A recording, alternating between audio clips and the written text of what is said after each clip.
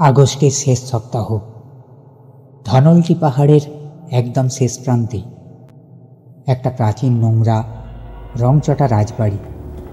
লোকের মুখে শোনা যায় ওই বাড়িতে কেউ এক রাতও টিকে থাকতে পারেনি। মেয়েদের ডাক শুনলে ভুলেও জানালা হলো না ভাই। কিন্তু যারা ভয় পায় না তারা তো ইতিহাস খুঁজে বেড়ায়। এবার সেখানে যাচ্ছে 4 জন। রুদ্র, বয়স 25, লম্বা, কপালে দাগ, চোখে গম্ভীরতা। সাম্য, 22 বছরের ছেলে, চুল এলোমেলো, স্মার্ট, বুদ্ধিমান। মেহুল, 21 বছরের মেয়ে, শরীরী ভাষায় আত্মবিশ্বাসী, চুল কাঁদছোড়। আহানা, 22 বছরের সুন্দরী, নিরীহ মুখ, কিন্তু দারুণ ইনটুইটিভ। তাদের সাথে থাকে পাহাড়ি লোক গোপাল, গৃহকর্মী, চোখে চশমা, চুপচাপ আর কিছুটা অতিরিক্ত ভদ্র, বিশেষ করে মেয়েদের প্রতি। সম্প্রতি রুদ্র আহানা প্রেমে জড়িয়ে পড়েছে। বাড়ি পৌঁছানো মাত্রই একটা শীতলতা গায়ে এসে পড়ে। জানালায় পর্দা নেই, অথচ হাওয়া দিচ্ছে। গোপাল শুধু বলে, রাতে ঘর থেকে বের হবেন না বাবু, বাড়িটা কখনো ঘুমায় না। দিনে মজার পাহাড়ি হাওয়া, সূর্য আলোয় ভিজে থাকা চারপাশ। তারা রিসার্চ শুরু করে,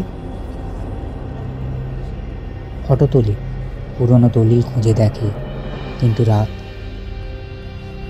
রুদ্র আর আহানা এক ঘরে।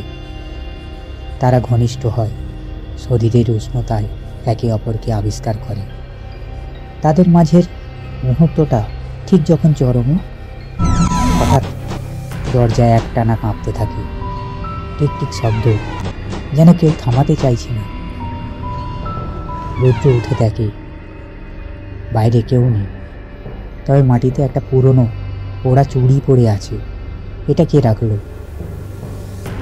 সাম্যর ঘরের দরজা খোলা, ও নিখোঁজ। মেহুল বাইরে খুঁজতে যায়।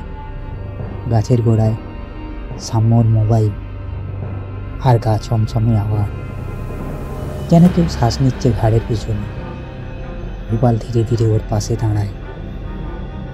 বন্ধুরা, রুদ্র আহানা কিভাবে মেহুল সাম্যকে উদ্ধার করেছিল ও বাকি রাতগুলো তাদের কেমন কেটেছিল তা পরের এপিসোডে জানাবো।